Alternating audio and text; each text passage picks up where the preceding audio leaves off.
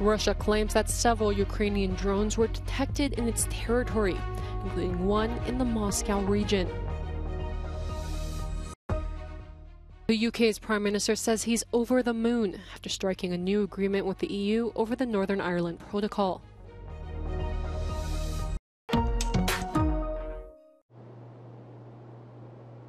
Russia's defense ministry has accused Ukraine of attempting to carry out drone attacks near its Black Sea coast, while Moscow's governor reported a drone crash around 100 kilometers southeast of the country's capital. The defense ministry says the drones were targeting civilian infrastructure, and the country's forces disabled them through radio-electronic warfare.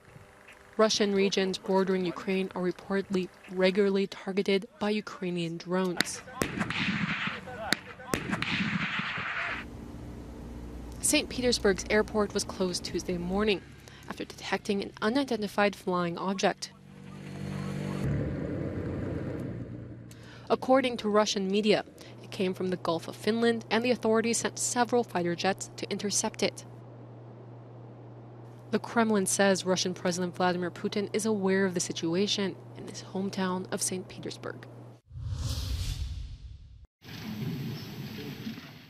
Finland's parliament is set to vote on its bid to join NATO on Tuesday, without the go-ahead from Turkey and Hungary. And it's not waiting for neighboring Sweden either, which also aspires to join the group through an accelerated process. But Stockholm's path is still blocked by Turkey. The delay, according to Finland's prime minister, is undermining the alliance. We would have hoped to become members of NATO already. Finland and Sweden fulfill all the criteria, as has been mentioned, and we are yet waiting. And of course, this strains the open door policy of NATO as well. It's to do with NATO's credibility, because we fill all the criteria. One topic of conversation before the debate was NATO's relationship with Ukraine, which has heavily backed since the start of Russia's full-scale invasion last year.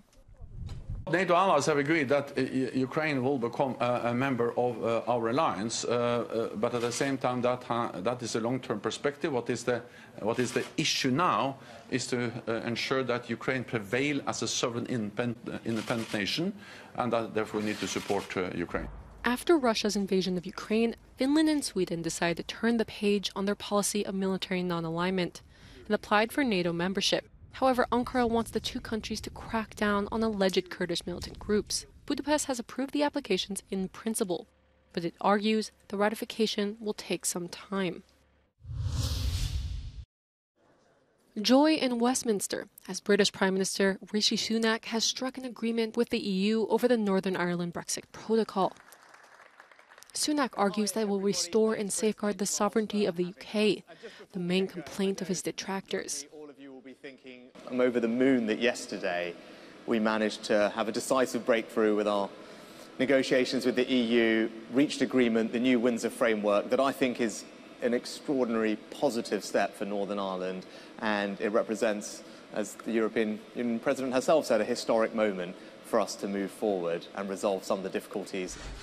The DUP says it will not second the new protocol unless custom controls on most products arriving in Northern Ireland from other parts of the United Kingdom are lifted. Getting the backing of Northern Ireland's other parties will be Sunak's next challenge.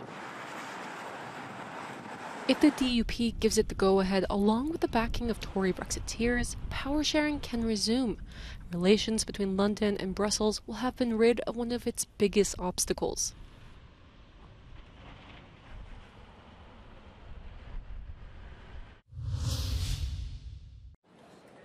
Huge investments are going to be needed if the European Union is to achieve its renewable energy plans. That's the main message being shared among EU energy ministers at a two-day meeting in Stockholm that kicked off on Monday. It was centred on shoring up energy supply and reforming the electricity market. After the first day of talks, ministers stressed the need for more fossil-free electricity and the importance of developing better infrastructure such as charging points. Many ministers highlighted the need to get more and cheap fossil-free electricity in place for industrial competitiveness. Regarding e-mobility, sustainable biofuels and electrofuels, we seem to agree that we need all solutions and let market mechanisms develop the most cost-efficient alternatives. Let me end by reminding everyone that we will need significant investment to go from ambition to reality. Our assessment before the Green Deal showed investment needs for the vehicles and infrastructure needed for low-carbon mobility to be around 130 billion euros per year. Meanwhile, France is seeking an alliance to push nuclear power as clean energy, and discussions on electricity market reform continue, with ministers hoping to shield consumer energy bills from short-term price spikes. Europe has sufficient gas reserves for short-term stability, according to experts. Last year, the continent managed to avoid drastic energy shortages and paralysing power outages which had been predicted following Russia's invasion of Ukraine. La garantie, sauf mois de mars très froid, en particulier les réserves de gaz, les stocks de gaz à la fin de l'hiver seront à un niveau particulièrement élevé, ce qui nous laisse tout d'abord arriver dans de bonnes conditions à l'hiver qui suivra. However, skyrocketing energy bills for households and businesses do pose serious problems. British energy firm Centrica tripled their profits in 2022, while Spain's largest oil company Repsol saw profits boost by 70%. Naturgy earned 36% more in 2022 than the previous year. Ça soulève une question, disons, de différence entre la légalité de ces profits et la légitimité de ces profits dans une période qui est une période évidemment assez particulière de l'histoire européenne. And one expert told Euronews that gas companies are exploiting price differences between US LNG terminals and Europe's petrol stations. Si on achète à pas cher et qu'on revend à très cher, forcément, les bénéfices vont exploser. Les entreprises américaines qui exportent du gaz naturel liquéfié vendent leur gaz à la sortie du terminal de liquéfaction. Et c'est la compagnie qui a contracté ce gaz, donc qui va le payer à un prix qui est indexé au prix américain Henry Hub, qui ensuite va faire tout le bénéfice entre le prix de sortie des terminaux aux États-Unis et le prix à l'arrivée au marché européen.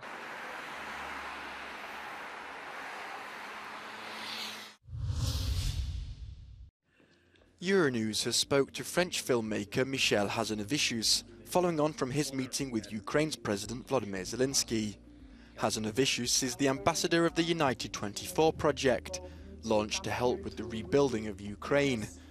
From Elton John to Andrei Shevchenko, an array of stars from the world of showbiz, film and sport have showed their support by offering donations.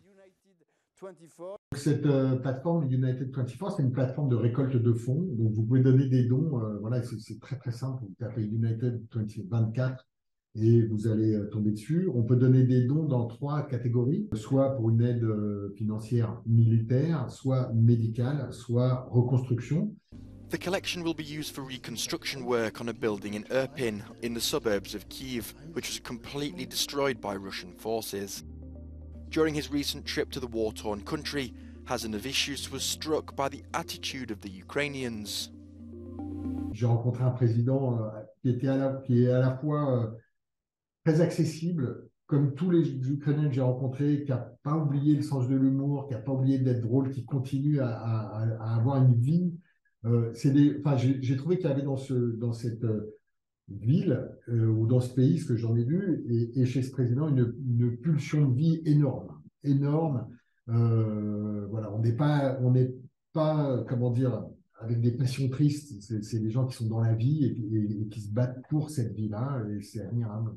Et en face, vous savez qu'il y avait, c'est une invasion barbare. On sait qu'on est dans un conflit qui est complètement absurde et asymétrique. Voilà, donc oui, ce que j'ai envie de retenir aujourd'hui, après un an, c'est la résilience, quoi, la résilience de ce peuple qui est encore une fois admirable.